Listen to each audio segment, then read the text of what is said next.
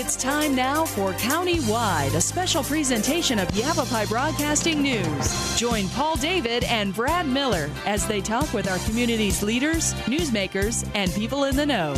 You'll hear about the hot topics that affect all our lives here in Yavapai County. And now, here's today's Countywide. Full and hearty.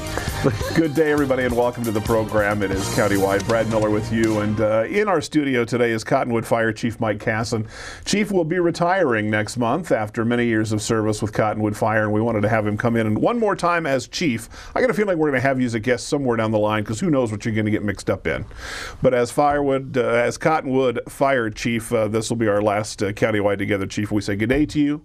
We say congratulations, sir. Thank you very much. And we say thank you very much for your service to our community and for what you've done for a good many years. Thank you. I want to kind of talk about a few things. I said next month. Your retirement is coming when? May 23rd. 23rd. Yeah. You got the calendar? You marking the days? I got it marked. It's a Wednesday because I got a pack on Thursday. I'm going camping on Friday. There you go. Yep. And turn that phone off. The phone's going off. Now, we've talked with you dozens of times, I think many times on this program, and our listeners will be familiar with Chief Casson's voice. We did a news story with you just yesterday. It's still on the air on our radio stations today. And that kind of familiarity takes a little getting used to. We were just chatting prior to the show about that kind of relationship with the community. Mm-hmm. And you said you kind of tease each other that you're firefighters. No, we're public servants. And you say, guys, you're both. Yes. That is. Has that been the philosophy all the way? It's a true statement. We are public service. We're here really and truly. I use the term, I'm from the government, and we're here to help. But the fact of the matter, our particular industry is very much that way. Yeah. Our mission is to help people on what is typically the worst day of their lives. Yeah. Either from an emergency medical perspective or from a fire or some other type of tragedy.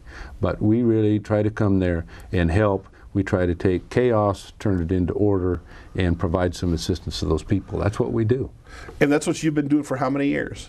When did 38 years. I started in the industry as a part-time volunteer in 1974. Yeah.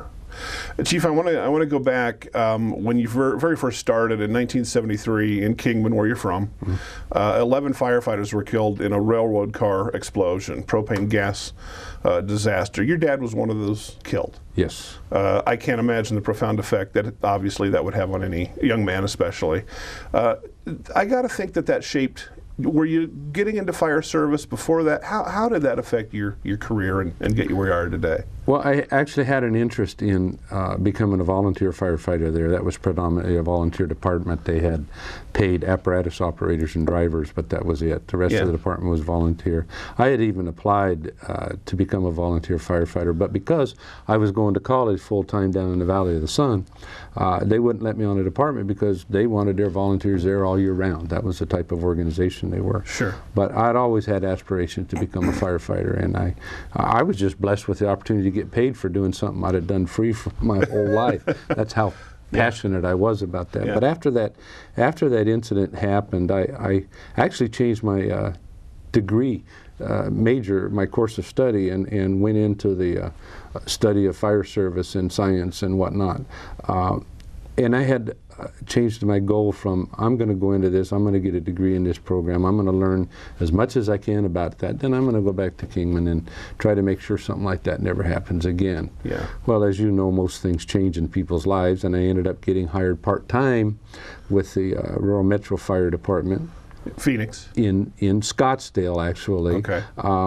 While I was still going to school to help supplement the income. And the opportunity to work in the industry while you're studying the industry was really a great opportunity for me. And I worked for them for 2 years as a volunteer until I graduated from college. And then at that time, a couple months later, they offered me a full-time job, and I was off to the races. And here you are. I am. And that's the road that you followed ever so long. Yes. Through that, how did you end up in Cottonwood? You're in Scottsdale now. You started Kingman, Scottsdale.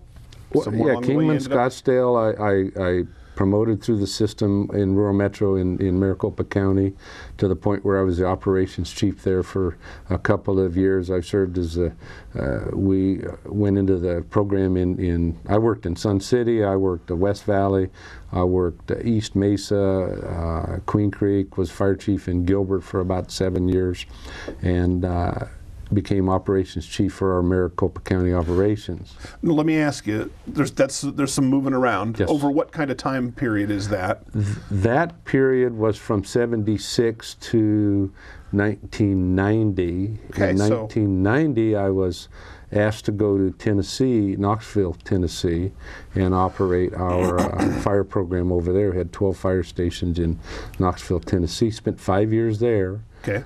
Working under that program, and then I just reached the point in that organization where I felt like I needed a change, and things were evolving in that organization, and I felt like, you know what, we want to get back to Arizona where our family is and whatnot, and I made a phone call to a good friend of mine who was fire chief in Prescott, was the president of the Arizona Fire Chiefs Association. I said, got any jobs around Arizona that I could look into? Well, I got this job opening on my desk. Oh yeah, it's in Cottonwood, right over the hill from us. And oh, it closes tomorrow. I said, give me the phone number, I'll make a phone call. Made a phone call, and I ended up faxing my application, went through the process, and Brian Mickelson hired me in May of 1995. And here you are. And here I am. And you hired in at what level? Or as the fire chief here. Okay, so you've been chief here the whole way. Yes, for 17 years now. Okay. Yeah, it was a long ride. Yeah. Well, Chief, let's go ahead and take a little break here. We'll pause for just a moment. We're talking with Cottonwood Fire Chief Mike Casson. Talking about his career, we're going to talk about some things, what's changed in the life of a career fireman in all this time. A short break and Countywide comes back right after this. Here in northern Arizona and throughout Yavapai County, people count on Orkin Pest Control. With over 100 years of combined experience, nobody knows how to protect your home or your business from harmful or annoying pests like the Orkin Man. To start service, contact your Northern Arizona Orkin Pest Control. In the Verde Valley, call 567-5100 or Orkin Pest Control in the Prescott area at 775-8772. Hi, I'm Steve Scourge with Yavapai Silent Witness. Marcel Gonzalez was murdered on this spot almost 15 years ago, back in March of 1997. We know that there is somebody out there who knows what happened in the alley that night. Yavapai Silent Witness is offering an $11,000 cash reward for information that leads to the arrest of Marcel's killer. For Yavapai Silent Witness, I'm Steve Scourge.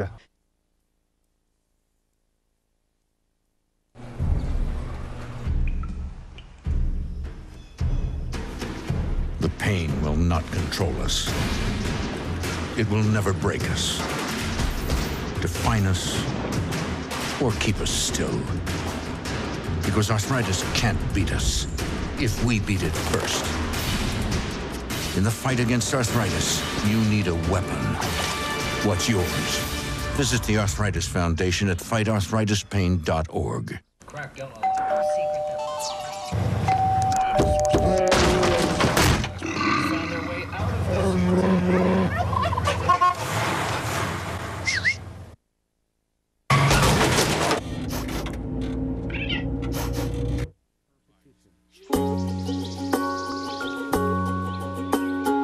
Getting closer to nature can get you closer to your family.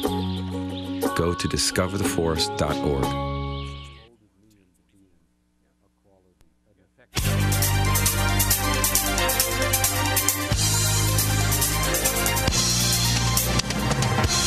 And we welcome you back to the show. It is Countywide. Chief and I chatting away here during the breaks, and you're not gonna miss a thing, because we got you chatterbox here today, Chief, telling us what it's about. We're tracking the career. We get you here to Cottonwood. You come in, you hired in as chief, and you said, I'm sorry, 1995. 1995. And have been chief ever since then. Mm-hmm. That's a long time, in the whole 38 years in fire service. Talk to me about some of the changes. You and I will chat on the phone from time to time, and you say, well, there's nothing to report to the news today, but we saved a few lives today, and we chuckle about that. Oh. But gosh darn, that's a fact, isn't it? In with sprinklers and what we know today and safety. Tell me how that's evolved in your time. Well, we have pushed very, very hard to be a proactive, preventive type of industry. And we feel the best way to impact, save people's lives, keep people from getting hurt, is through good code development, code enforcement, and public education. And we've been very successful with that in Cottonwood. Our public education program is second to none, and it's expanded throughout the whole valley. Our Verde Valley Fire and Life Safety program is excellent. We work very hard in the schools to teach these kids and get this culture of fire and life safety in their minds, so that when they grow up and become adults, then it becomes a part of their culture, their life. We worked very hard, and in 2004 we were successful in adopting a residential sprinkler ordinance in Cottonwood. We were only the second city in the state that did that. That was a big deal. That was a really big deal. But I'm still proud to say, I think that was one of our biggest accomplishments during my tenure. And why is that? Because I think it not just makes a difference in people's lives now, but for the next several generations, that we're building a safe place for people to live, that we've got a firefighter on duty in their house with those sprinkler heads up there, that when that fire does start, it'll knock that fire down for us. It gives us a little time to get there and make sure everything's okay. And I really feel that we've got at least 3 or 4 cases of documented sprinkler events that could have made a difference in saving some people's lives. Sure. And we've saved literally hundreds of thousands or millions of dollars in property as a result of some sprinkler activations in this community. Right. And we're just very proud of that. And we're proud of the fact that our goal really is to try to prevent the fires and that tragedy from occurring. We get in the industry because we really enjoy fighting fire, but we try to remember that we're fighting that fire because somebody else is having a bad time. That's right. And we do try to make that difference, but prevention is a big part of it. You touched on something there, though, that I want to talk about. A lot of guys and gals, and that's probably changed a lot in your time as well, where this profession is more opened up to ladies than it was maybe in the early 70s. But we think of firefighting as a very exciting career. Let's be honest. There's a lot kind of happening to it.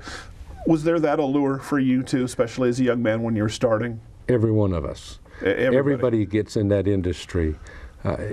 Very, very high volume of A-type personalities in there. Yeah. People that are looking to immediately make a difference, get immediate gratification for doing something good, and for conquering some things. And that's who we are. Yeah. And it's ingrained. It's passion. It's who you are, it's who you become. That's why you see so many family members that end up in the fire service. It's because it's an inward thing, and it drives you towards doing that. Regardless of what happens, you still want to go there, respond to that call, and make a difference. You're adrenaline junkies. Yes, sir. Yeah, that's a big component of it. You mentioned family. We talked about your father lost in Kingman as a volunteer firefighter. Yes, your career, obviously. One of your sons is also a fireman. Yes, and yes. My youngest son took that track, and he's now serving as a lieutenant and a paramedic, and has a great future in the fire service. Very excited for him. He seems to really love that thing. I'd assume you encouraged him, but there must have been a part of it too that said, well, here's what you need to know. It is a dangerous business. Very much so. I didn't encourage him to get into it. In fact, when he came to his mother and I and said, I think I'm going to be a fireman, we said, where did that come from? Because he expressed no interest in it through high school. Oh, is that right? And then all of a sudden, he said, that's what I want to do. And he went after it with a passion. Yeah. Absolute passion. And has been with your department. He's been with Cottonwood for I think coming up on 5 years now. Okay, yeah. For a little while now. We got 2 brothers in the industry up in Kingman. One of them's a captain paramedic. The other one is a volunteer captain EMT. And like I said, it gets in your blood. That fire, there's something about it. There is, really.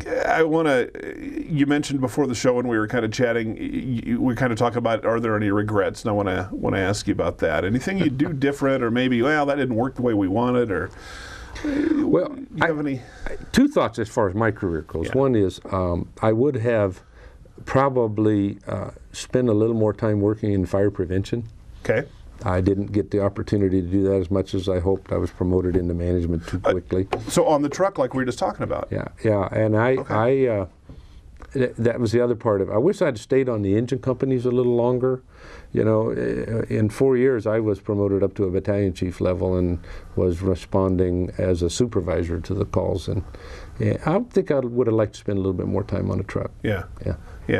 For those reasons that we just talked about. Yes. Yeah. All right. I want to ask you, when we get kind of to the end of the show, you said you're going to go camping right away, so we're going to talk a little bit about that. Do you feel good about the legacy you're going to leave? Mike Kirkendall's the interim now. I'm assuming he's going to want to be a candidate for the full-time job. How much of your regime, for lack of a better word, but do you think, are you leaving the department in a good spot?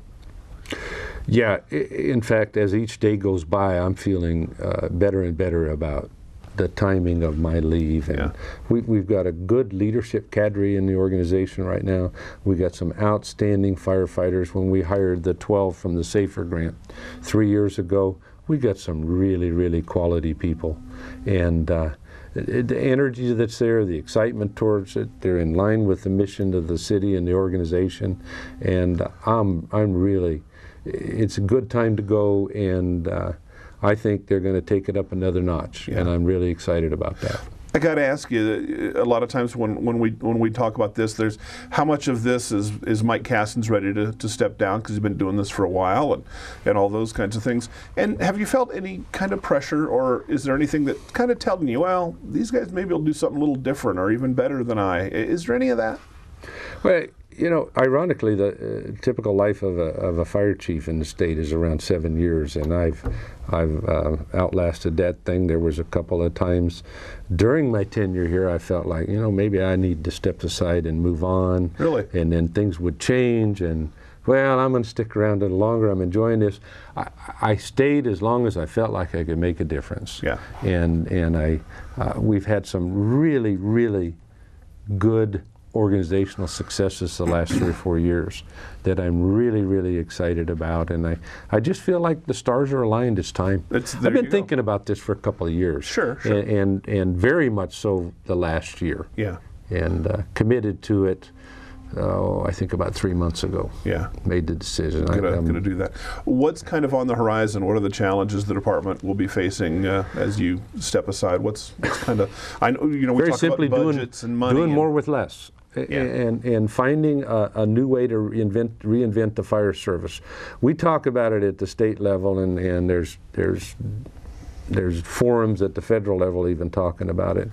But the people that are in the fire service that are saying, gosh, hang in there, and you know, as soon as we get through this economy thing, we can go back to the way we were. Right. That's never going to happen again. Is that right? We've got to find a newer, better, smarter, more cost-efficient way to provide service in our communities.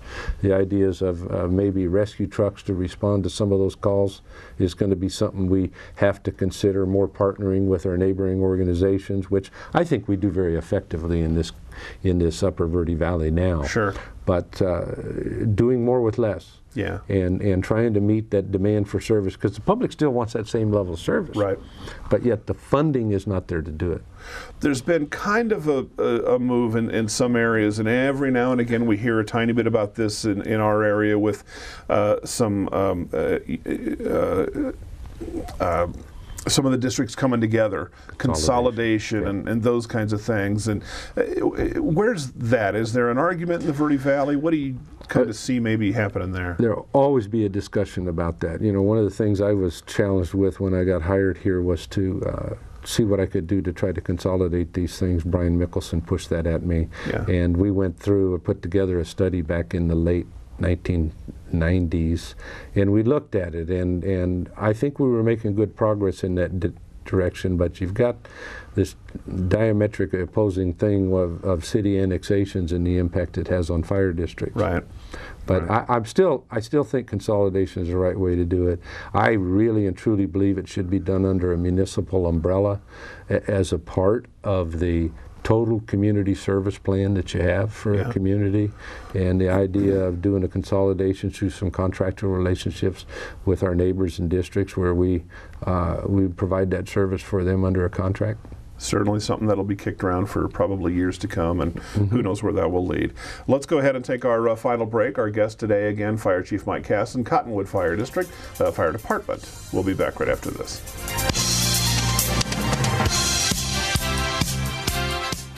Here in northern Arizona and throughout Yavapai County, people count on Orkin Pest Control. With over 100 years of combined experience, nobody knows how to protect your home or your business from harmful or annoying pests like the Orkin Man. To start service, contact your Northern Arizona Orkin Pest Control.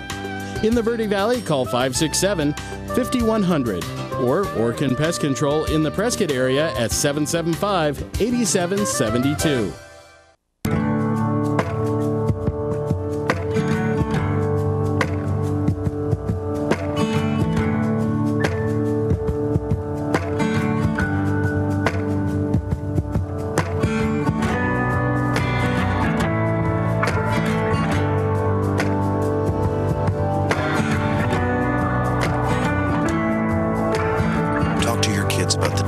Prescription drug abuse. The partnership at drugfree.org. Hi, I'm Steve Scourge with Yavapai Silent Witness. Maricel Gonzalez was murdered on this spot almost 15 years ago, back in March of 1997.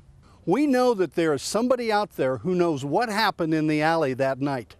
Yavapai Silent Witness is offering an $11,000 cash reward for information that leads to the arrest of Maricel's killer. For Yavapai Silent Witness, I'm Steve Scourge. Again, you talk about fire service passes.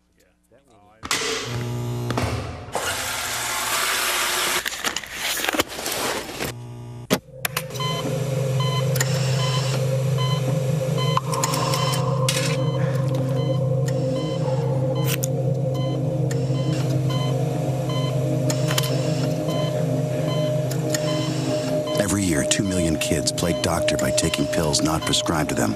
Talk to your kids about the dangers of prescription drug abuse. The partnership at drugfree.org.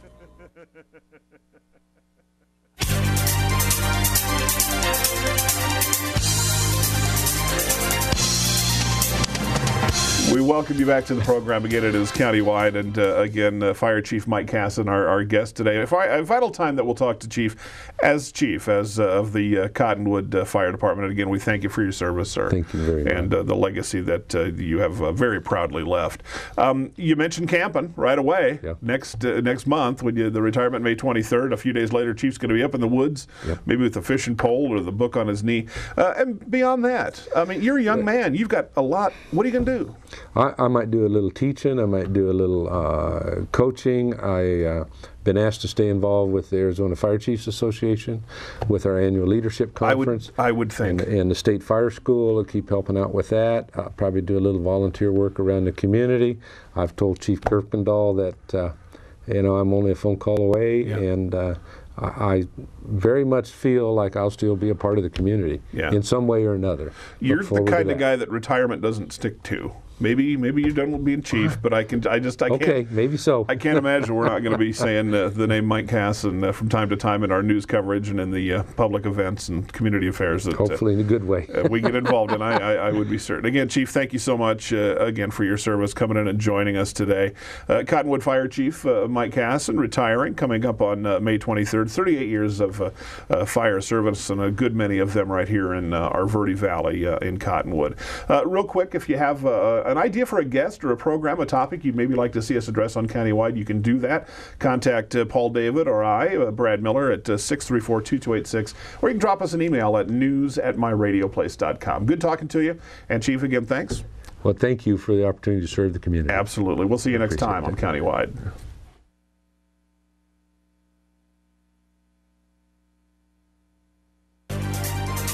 This has been Countywide, a special presentation of Yavapai Broadcasting News. Listen in each Tuesday and Thursday as we tackle the hot topics and talk to the decision makers across Yavapai County. That's Countywide with Brad Miller and Paul David each Tuesday and Thursday on this Yavapai Broadcasting station.